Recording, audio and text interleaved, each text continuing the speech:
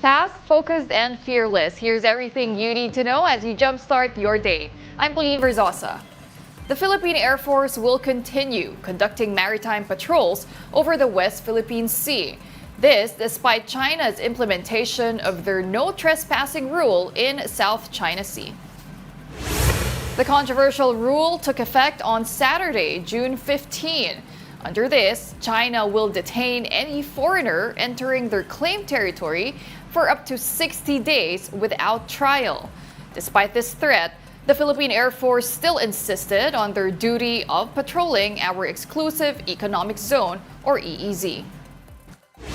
Plan of guarding and protecting our airspace to include our territorial waters and our exclusive economic zones. So magpapatuloy po ang pagpapatrolya ng ating Philippine Air Force pag kinakailangan. Meanwhile, the Group of Seven, or G7, condemned China's harassment of our vessels in the West Philippine Sea. The G7 expressed opposition of any unilateral attempt to change the status quo by force or coercion in the region. The G7 consists of Canada, France, Germany, Italy, Japan, the UK, and the US.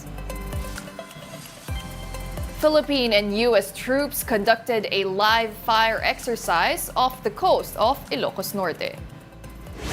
This is part of their annual Marine Aviation Support Activity, or MASA, which is ongoing until June 21st.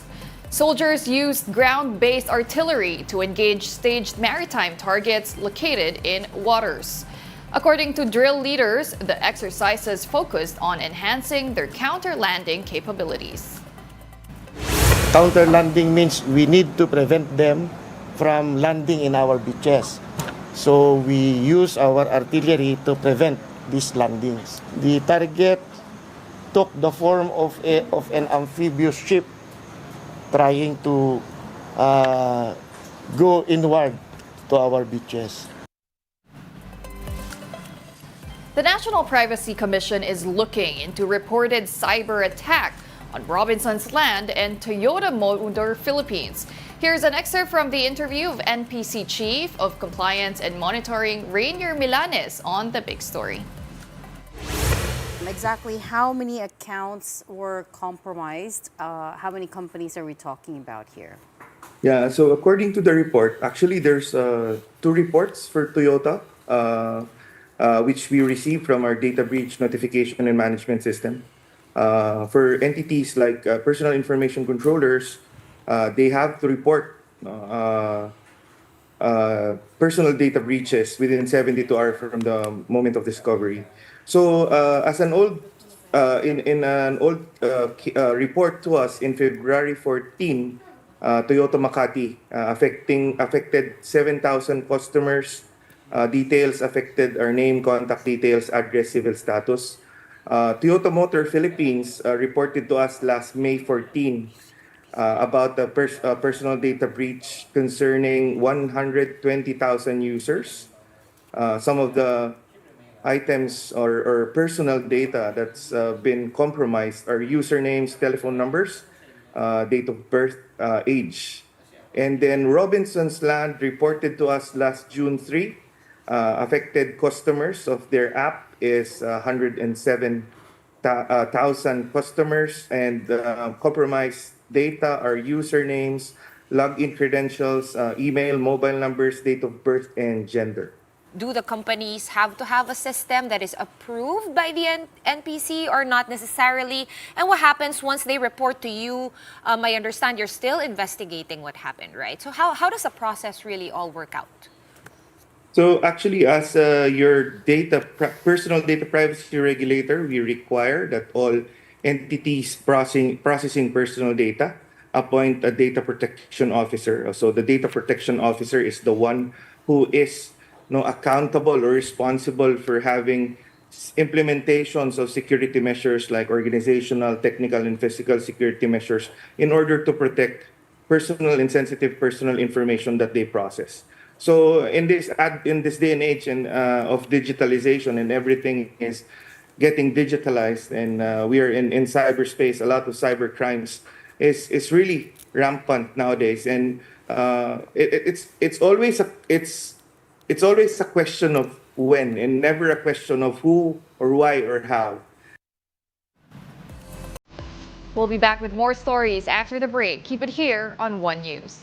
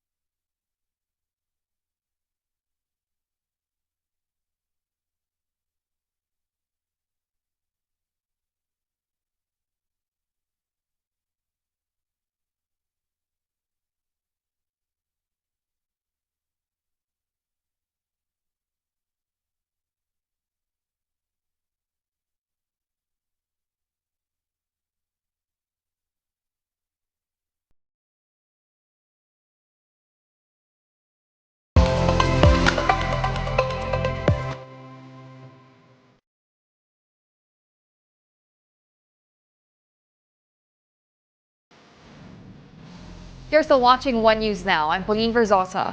Let's now take a quick look at today's other headlines.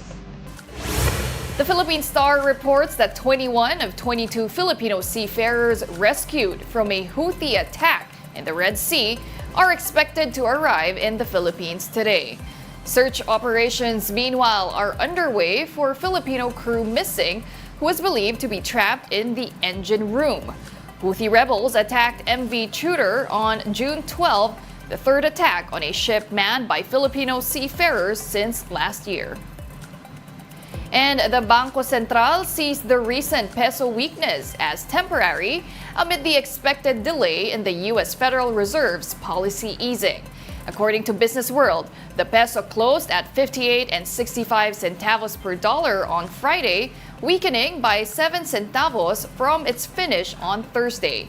BSP Governor Eli Remolona Jr. earlier said that the peso's recent performance is a case of a strong dollar amid tensions in the Middle East.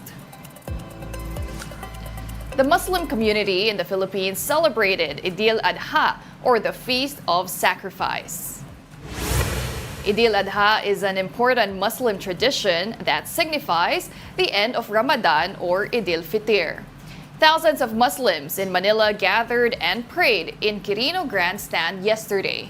Meanwhile, Muslims in Bangsamoro Autonomous Region in Muslim Mindanao, or BARM, went to the Bangsamoro Government Center in Cotabato City. In leading the ceremony there, BARM Chief Ahod Ibrahim gave tribute to those who sacrificed their lives to achieve peace in BARM. Malacanang earlier declared today as a regular holiday for Idil Adha. Ang mga sakripisyong ito ay isa sa mga naging pundasyon ng ating malakas na pananampalataya at sa kapayapaan na tinatamasa natin ngayon. We must remember that the road to everlasting peace and sustained development in the Bangsamoro is long and arduous, requiring many sacrifices, time, finances, and resources.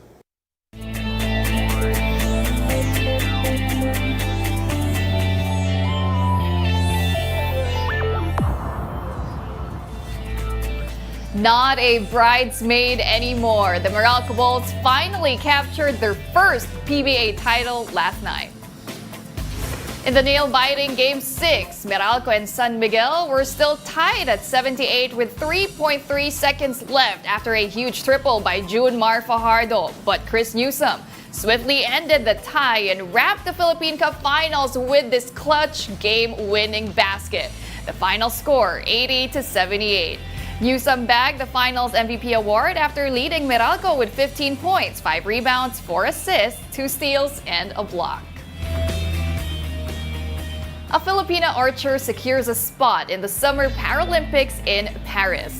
This is indeed a testament that her disability is not a hindrance to representing our country in an international competition. Mobile Journal Denise Valdez Sancho has the story. It's Pinoy Pride all over Paris at bibida dyan ang 55-year-old para-archer para sa 2024 Paralympics. Kilalanin natin siya. Sasalang sa 2024 Paralympic Games sa Paris ang tubong kalinga na si Agustina Bantilok. Yan ay matapos niyang maabot ang minimum qualification standard and qualifying sa pamamagitan ng Bipartite Commission invitation.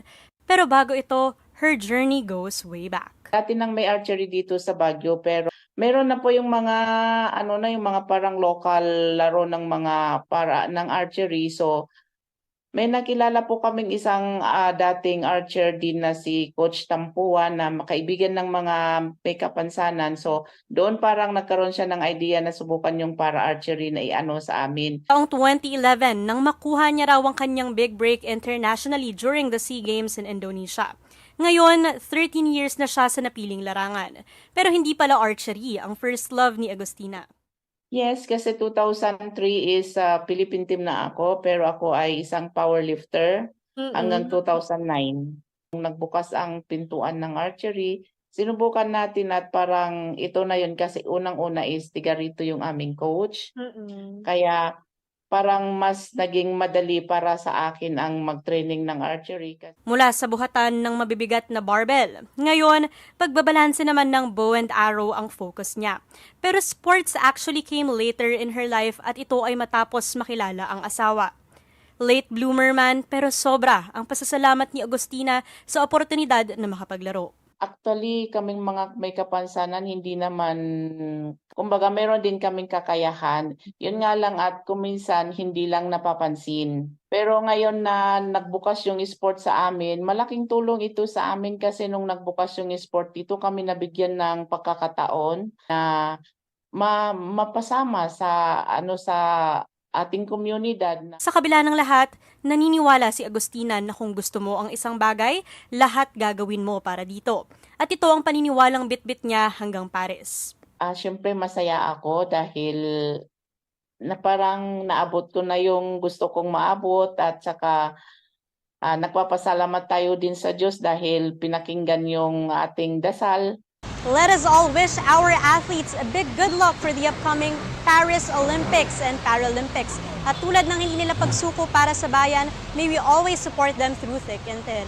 Mobile Journal Denise Valdesancho po, hatid ang mukha ng balita. And those are the top stories of the hour. Join us later at 9 a.m. as we continue to monitor the day's biggest stories. I'm Pauline Berzosa. We are One News.